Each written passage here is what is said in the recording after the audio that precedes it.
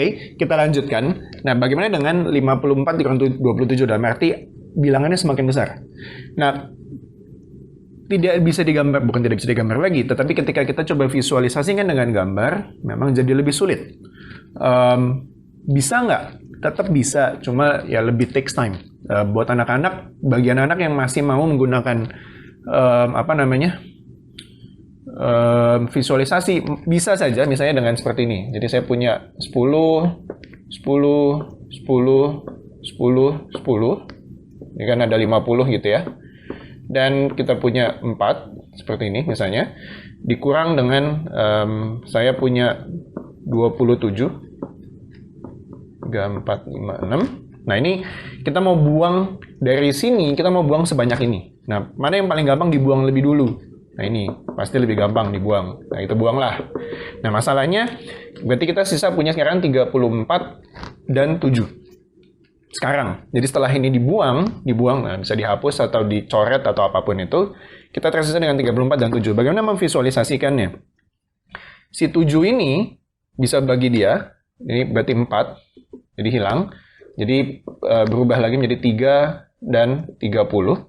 Nah, memang sebenarnya ini udah cukup mudah, jadi bisa langsung selesaikan saja. Atau kalau memang masih lebih suka dengan visualisasi, sisa yang 3 ini kita ambil dari sini. Jadi terambil sisa 7. Jadi makanya 27. Bisa seperti ini. Ini cara yang pertama. Boleh dengan visualisasi kalau memang sangat prefer dengan visualisasi atau at least minimal mau mencari tahu atau menggambarkan visualnya seperti apa. Atau pasti ada visualisasi yang lain yang mungkin saya juga tidak terpikirkan melalui ini. Atau sekedar permainan bilangan. Sama seperti sebelumnya, 54 dikurang 27, ini akan menjadi lebih mudah ketika kita dekatkan si 27 ini ke angka 30. Nah, tapi bagaimana 27 bisa jadi 30? Kita tambahkan 3. Tetapi, dia juga harus nambah 3. Kenapa harus ditambah 3? Karena tadi konsepnya adalah selisih. Dan itu bisa ditunjukkan dengan gambar tadi. Ditambahkan dan seterusnya. Bisa juga dilihat dari sini sebetulnya. Misalnya saya tambahkan 3, ini juga terpaksa harus ditambahkan 3. Sehingga menjadi bukannya 54, tapi menjadi 57 dan 30. Nah, karena itu, ini mau pakai pengurangan bersusun boleh atau langsung, sehingga hasilnya 27. Seperti itu. Jadi bisa divisualisasikan, bisa dengan seperti ini. Nah, contoh lain terakhir, bagaimana kalau angkanya lebih besar lagi, misalnya ratusan. Apakah kita masih bisa menggunakan cara yang sama? Ide yang sama. Misalnya, angka ngasar ya, 256 dikurang 128. 138 lah ya. 38. 138. Nah, bagaimana mengurangkannya? Sekali lagi, lebih mudah untuk membuat si 138 ini menjadi angka puluhan. Boleh nggak sih sebenarnya ratusan? Boleh, cuma tetap kelihatan ribet kan? Kalau dibikin ke ratusan. Mana paling ratusan paling dekat? 100. Artinya dia harus dikurang sebanyak 38. Yang berarti sebenarnya menimbulkan masalah lain. Kenapa nggak? Ya udah, ini jadi 140. Berarti yang ini harus tambah 2, berarti 258. Toh gapnya sama, jadi 118. Selesai. Atau contoh lain lagi, misalnya 721 dikurang 348. Sekali lagi sama, 348 ini mendekati 350.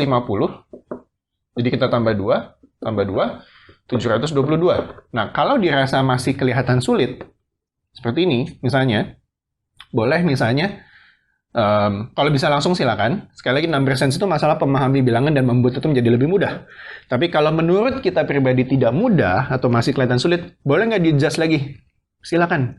Dan itulah keunikannya sebenarnya matematik. Kita bisa secara bebas dan kreatif menambahkan atau menggunakan cara yang selama itu masuk akal dan logika.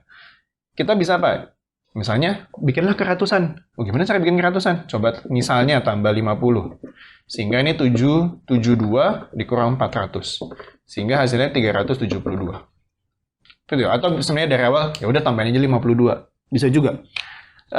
Pakai pengurangan bersusun? Boleh juga. 721, 348.